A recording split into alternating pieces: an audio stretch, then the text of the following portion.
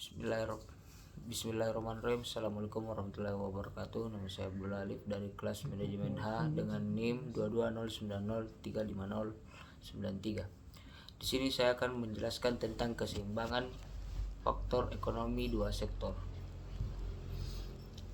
Bagian A, kecenderungan mengkonsumsi dan menabung. Kecenderungan mengkonsumsi marginal dan kecenderungan mengkonsumsi rata-rata. Hubungan antara kecenderungan mengkonsumsi dan menabung. Fungsi konsumsi dan tabungan. Ciri-ciri fungsi konsumen dan tabungan. MPC dan MPS dan kecenderungan fungsi konsumsi dan tabungan. Persamaan konsumsi dan tabungan.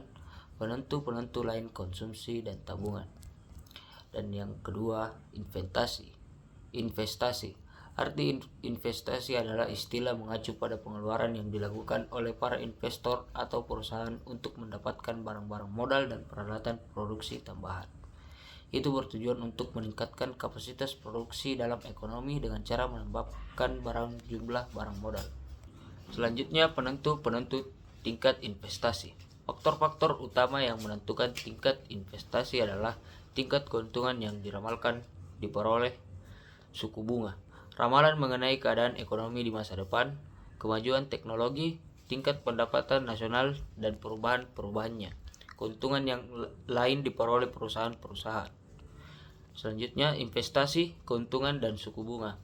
Ramalan tentang keuntungan di masa depan memberikan pandangan kepada pengusaha tentang investasi yang berpotensi menguntungkan dan beberapa banyak yang harus diinvestasikan untuk memperoleh aset modal yang diperlukan.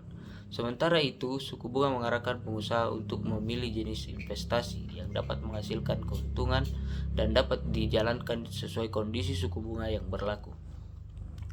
Tingkat pengembalian modal. Menghitung nilai sekarang dari pendapatan masa depan. Ini berarti perusahaan memeriksa beberapa banyak pendapatan yang diharapkan akan diperoleh dari investasi di masa depan dan kemudian menghitung beberapa nilai saat ini dan pendapatan tersebut. Tingkat pengembalian modal. Ukuran mengindikasi sejauh mana investasi tersebut menghasilkan keuntungan. Ini diukur sebagai persentase dari keuntungan rata-rata yang diperoleh dibandingkan dengan modal yang digunakan. Selanjutnya, efisiensi investasi marginal. Efisiensi investasi marginal adalah suatu kurva yang digunakan dalam analisis makroekonomi untuk menggambarkan hubungan antara tingkat pengembalian modal yang diharapkan dan jumlah modal yang diinvestasikan. Selanjutnya, suku bunga dan tingkat investasi. Suku bunga yang di tingkat investasi saling terkait. Ketika suku bunga rendah, tingkat investasi cenderung meningkat karena meminjam uang menjadi lebih murah. Sebaliknya, suku bunga tinggi dapat mengurangi minat untuk berinvestasi karena biaya pinjam yang lebih mahal. Fungsi investasi. Bentuk fungsi investasi terdapat menjadi dua, yaitu sejajar dengan suku datar atau bentuk naik ke atas sebelah kanan yang berarti makin tinggi pendapatan nasional makin tinggi investasi. Dan kedudukan fungsi investasi. Bentuk dan kedudukan fungsi investasi menggambarkan bagaimana investasi perusahaan berubah berdasarkan pendapatan nasional. Ada dua bentuk investasi, otonomi yang tetap konstan dan investasi terpengaruh yang meningkat dengan pendapatan nasional.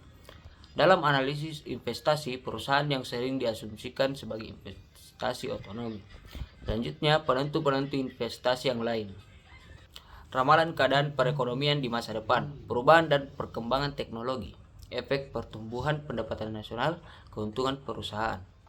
Penentuan tingkat kegiatan ekonomi.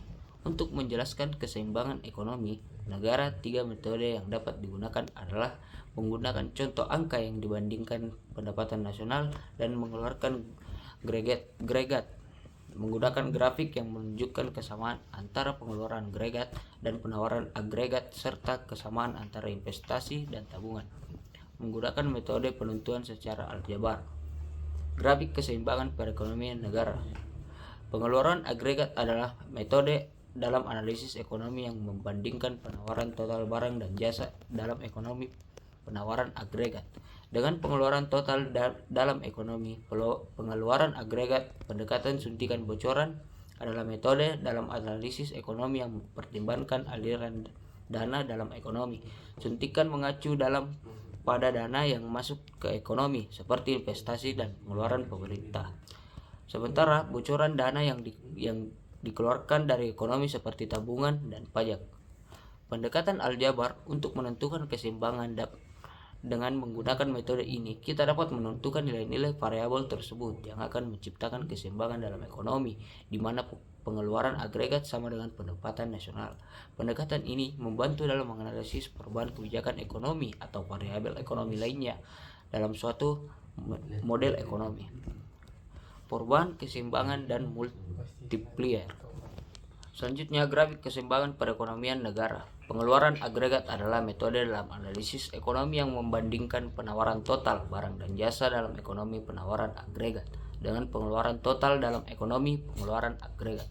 Pendekatan suntikan bocoran adalah metode dalam analisis ekonomi yang mempertimbangkan aliran dana dalam ekonomi. Suntikan mengacu pada dana yang masuk ke ekonomi seperti investasi dan pengeluaran pemerintah, sementara bocoran adalah dana yang keluar dari ekonomi seperti tabungan dan pajak. Pendekatan aljabar untuk menentukan keseimbangan dengan menggunakan metode ini, kita dapat menentukan nilai-nilai variabel tersebut yang akan menciptakan keseimbangan dalam ekonomi, di mana pengeluaran agregat sama dengan pendapatan nasional. Pendekatan ini membantu dalam menganalisis perubahan kebijakan ekonomi atau variabel ekonomi lainnya dalam suatu metode model ekonomi. Perubahan keseimbangan dan multiplier adalah konsep dalam ekonomi yang menunjukkan bagaimana perubahan dalam pengeluaran investasi dapat memiliki dampak berlipat ganda pada pendapatan nasional atau output ekonomi.